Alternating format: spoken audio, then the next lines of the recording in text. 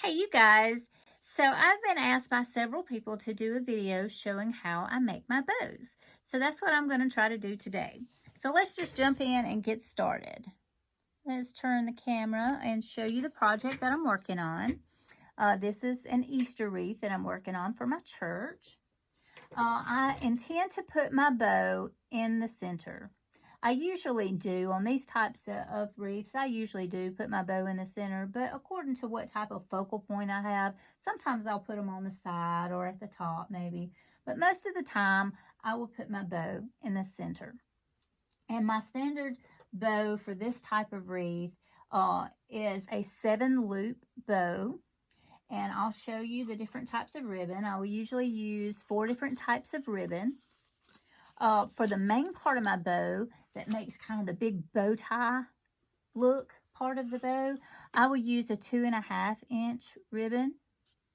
And then for the smaller loops, I'll use 1.5-inch ribbon. I'm going to use a white 1.5-inch, a purple plaid 1.5-inch, and then I'm also going to use this darker purple as my little center button loop in the bow. So let's move the ribbon to the side because I have already cut my ribbon to size, but I am going to show you how I determine the size of my bow and the length of my tails. So what I've done here, like I said, I've already cut my ribbon just to kind of save some time on the video. But what I do to determine what size I want my bow to be, I'll just kind of hold my ribbon up here and make a loop with my ribbon and determine how big I want my loop to be. I will usually make my loop about the size of the focal point, maybe a little bit bigger or a little smaller, just according to what I'm using as my focal point. So I'll usually size up my loop as well as I just kind of eyeball the length of the tail. And with my tails, I usually make one tail longer than the other just to give the bow some texture and some variation. So I just kind of hold it up there and I look at it and I say, okay, well, that'll be a nice length for my shorter tail, and I want my longer tail, my center tail, to be a little bit longer. And that looks about good. So when I determine on this first loop the size that I want my loop and my tails, I'll go ahead and cut my ribbon, and then I will cut another section of ribbon the exact same size, and I'll fold it the exact same way so that the tails are the same length on both sides and so that the loop is the same size. So both sides are exactly the same. And so like I said, I've already cut it. And what I'm going to do, I'm just going to hold these two together like this in the center. I'm going to hold that up and make sure they're about the same size. My loops are the same size. My tails are the same size and length. I want my long one to go in the center, shorter one to flare out to the side. That looks about good, so I'm going to hold these two together. And then I'm going to do my smaller loops that are going to be in the back. I'm going to do those first. So again, like I said, I've already cut my ribbon, but I just kind of eyeball it. Again, I will make my tails a little bit different sizes. And once I get the first ribbon cut, by eyeballing it and deciding how long I want my tails and my loop, I'll go ahead and cut that ribbon, and then I'll go ahead and cut another section out of the other different type of ribbon, the same size, and I'll fold them exactly the same so that the loop's the same size and the tails are the same size. They're exactly the same. And then I will just hold it together with those. Here's my second one. I've already got it cut. And so I have my white and my purple. Those are going to go in the back. It's going to wind up looking like that. It's going to go in the back. And I'll flare my tails out. I'll do that after I tie get my ribbon tied together. So then I'm going to cut my front smaller loops.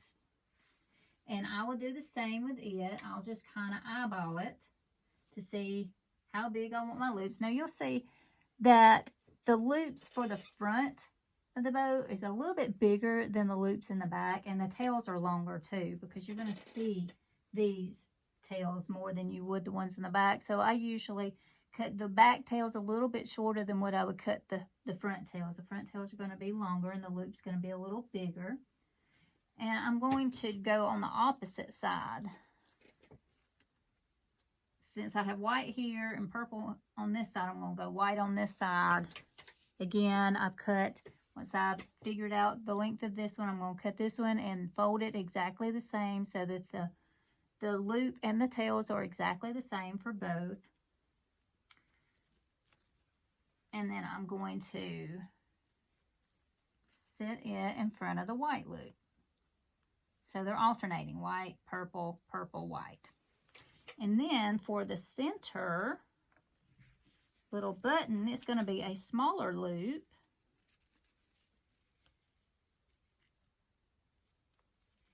And it's usually a little bit different ribbon than the rest. I'm just going to fold it. You notice I've got my tails pretty much the same length.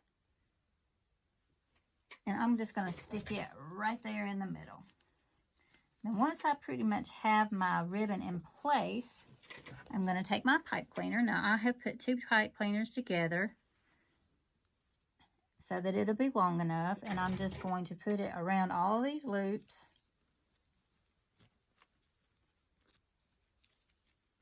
Try to put it around all these loops so that it's holding the ribbon. See, this is what it looks like to start off with.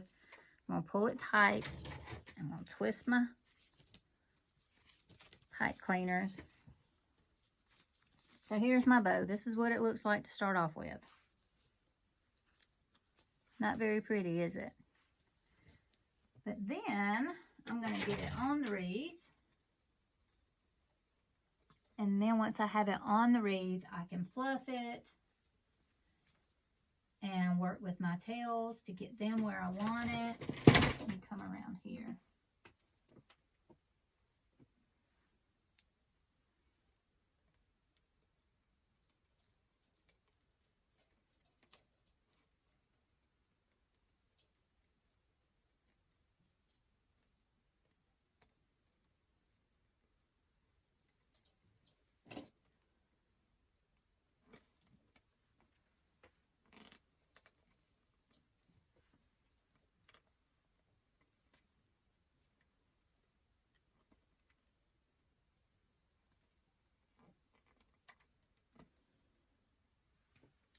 Okay, so that's what it looks like to start off with.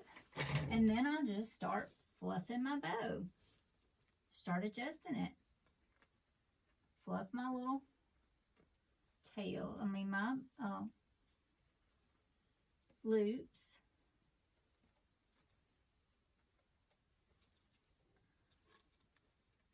And then I just start adjusting the tails until I get it to where I like it. So those back tails, like I said, they're a little bit shorter.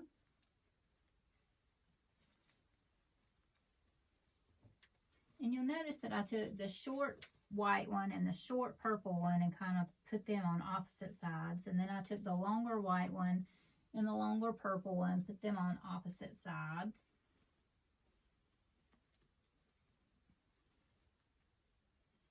Those are the back tails that I had on those back loops. All right, and then I'm going to want this one. I'm having to twist it around and just adjust my tails.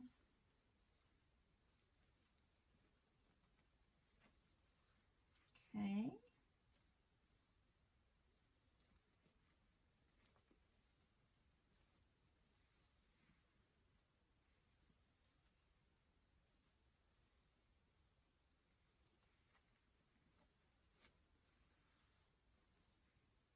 Notice on some of them I've had to twist the tail to make sure that the pretty side of the ribbon, not the back, is showing. So some of them you're going to have to kind of loop around, twist around. And then you just keep adjusting your ribbon until you get it the way that you want it. Where I have all my tails showing like I want them to show. All right.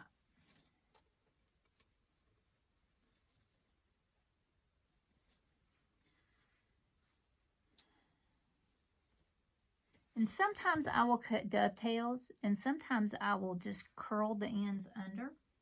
Like on the longer ones, I will probably just curl them under because they curl better when the ends are straight across instead of dovetail. If I'm going to curl them like that, I'll just leave them straight. But see, these shorter ones, I'll dovetail the shorter ones because they're not going to be long enough to curl anyway, so I want to have a pretty edge on those.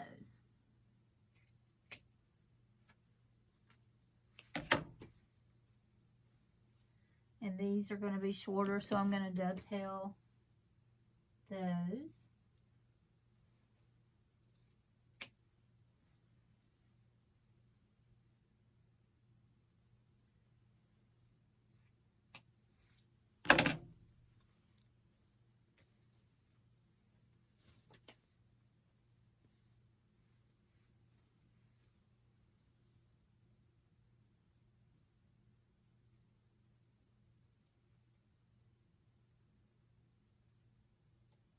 Curling them under,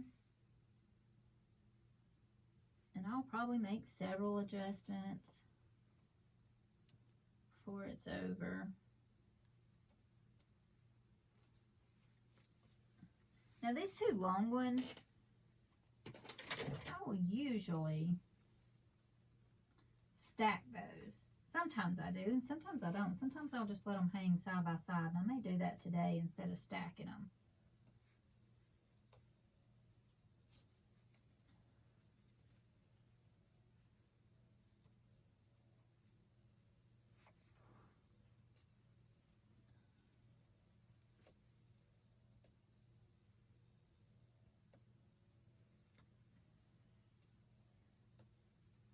There you go. You get the idea. And of course, I'm just going to keep kind of messing with it and curling my ends, curling my tails, and adjusting it until I get it just like I want it. And sometimes, if it's being stubborn, I will glue my ribbon in place. If it's not laying where I want it to lay, sometimes I will. Not often, but sometimes I will. So, like I said, I'm not finished with this bow. I'm probably going to do some more adjusting. But I'll do the final adjustments when I get finished with the wreath, when I get all the greenery on it and all my embellishments. I'll do a little more adjusting to the bow. But that's basically how I make my bows. Again, it's usually 4 different ribbons. I always use a 2.5 inch for my main part of the bow. My smaller loops, I'll use a 1.5 inch ribbon. I'll do one odd color, you know, the darker, different color ribbon in the center. And again, I usually have my varying lengths in the tails, because see how much variation and how full it makes that bow look when it's got different lengths in the tails. That's why I like to do that. So let's see, let's give you a little bit closer look. See, it's already starting to look pretty. Like I said, I'll do some more adjusting as I get finished with the wreath, once I get the embellishments on it.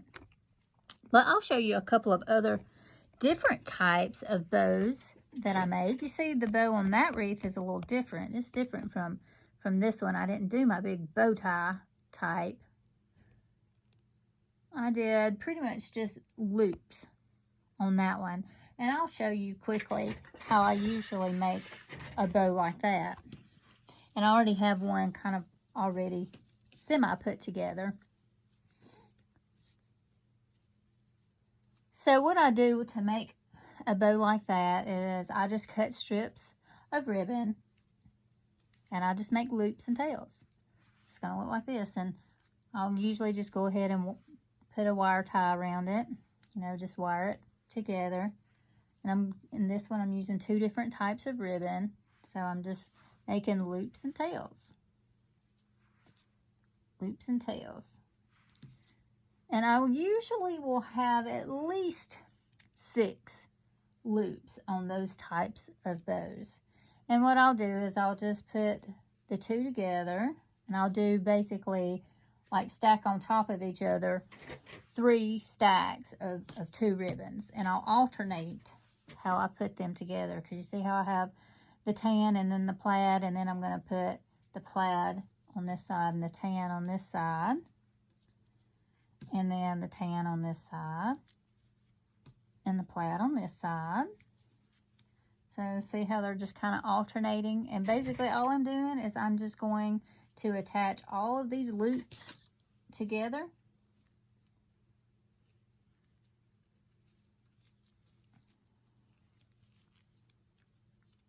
With a piece of wire or a chenille stem, and it just makes the little loops. And what I'll do is when I'll get it on my wreath, I'll of course fluff out my loops.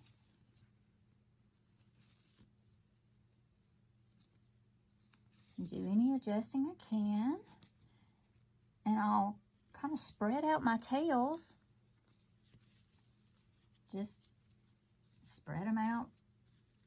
No really kind of order. I kind of want them to be staggering, but I don't have 2 of the same type of ribbon next to each other, but if it is, it's okay. But anyway, basically that's what I do. And once you get it on the wreath and mixed in with flowers, it looks real pretty. So that's a simple little bow. And another type of bow that I will do, I'll show you here. And this is a simple bow too. This one's really easy to make. I'm not going to do the triple. This one's got the triple loops. I'm just going to do a single loop just to show you how easy it is to make. Let's come down to my table. And basically what you'll do is you'll just cut some strips of ribbon. And for the bow part, you're just going to make like a little circle with your ribbon. Press it together. Make it like this. And fold it in the center. And look, that makes your little bow tie. And then for your tails, you'll take your other strip of ribbon. You'll pinch it together in the center. In the center, kind of get it even. And you'll just put it underneath it like that. Take you a little piece of wire or a chenille stem and tie it together. This one's really simple. I usually use this one if I'm going to put make a bow for a package or something like that. That's the type of bow. And then of course I would dovetail the ends.